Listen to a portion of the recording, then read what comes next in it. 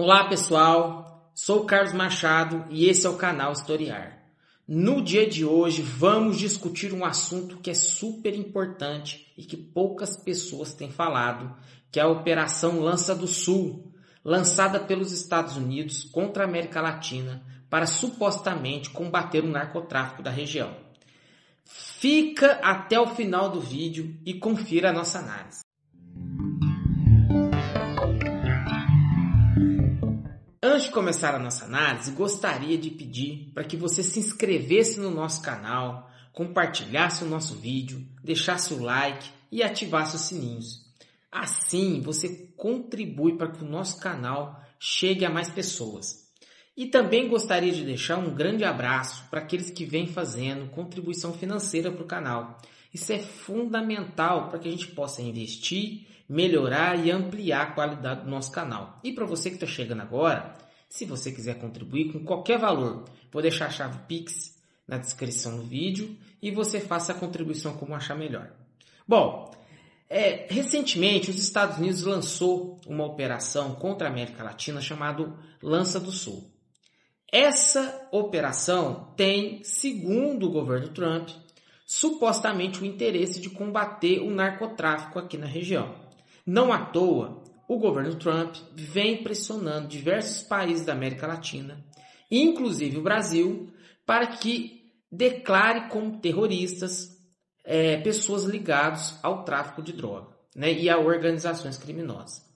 Essa intencionalidade ela é questionável, uma vez que, historicamente, os Estados Unidos sempre tiveram uma posição de intervenção na América Latina, principalmente pós-Segunda Guerra Mundial, por conta justamente da Guerra Fria, que era uma disputa ideológica entre os Estados Unidos e a União Soviética.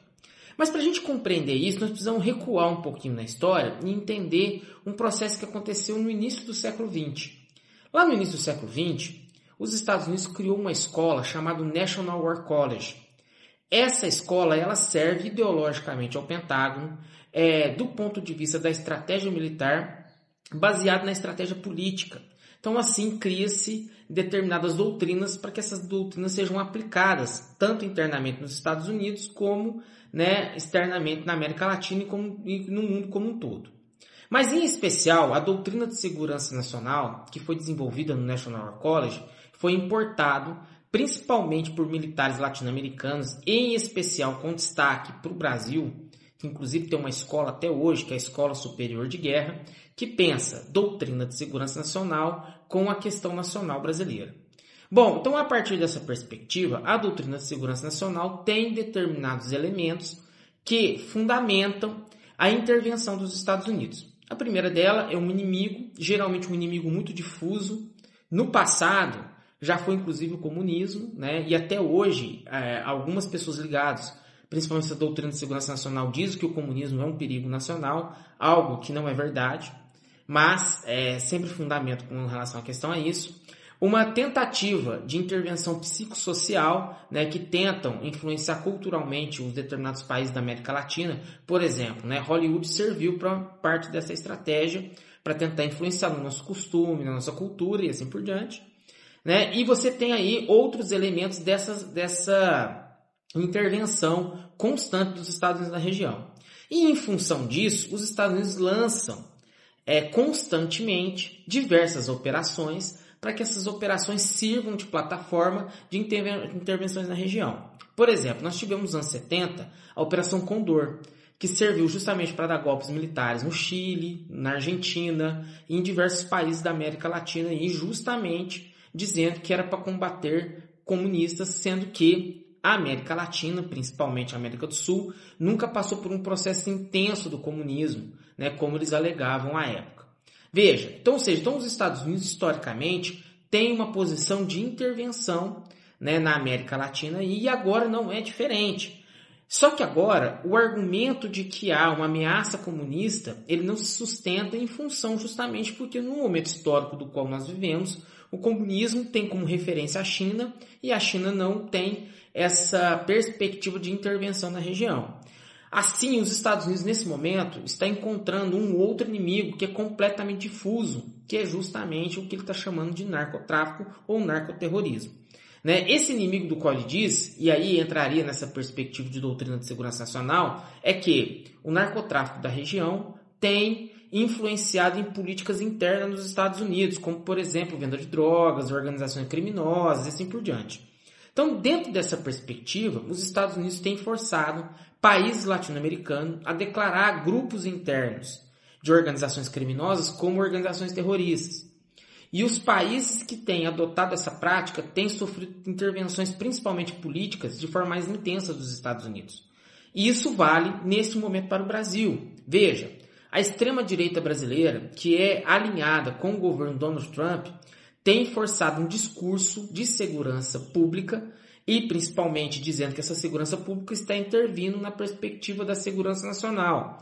E por isso é necessário fazer um combate a esse narcotráfico internamente no Brasil e as organizações criminosas e tratá-las elas como de forma terroristas. Nós vimos, por exemplo, a aprovação na Câmara do PL antifacção, que tentou a todo custo a declarar essas organizações criminosas como organizações terroristas.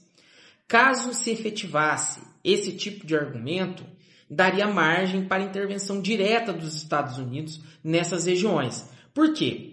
A perspectiva dos Estados Unidos é construir um argumento que seja ideológico e que legitime a sua ação imperialista aqui na região.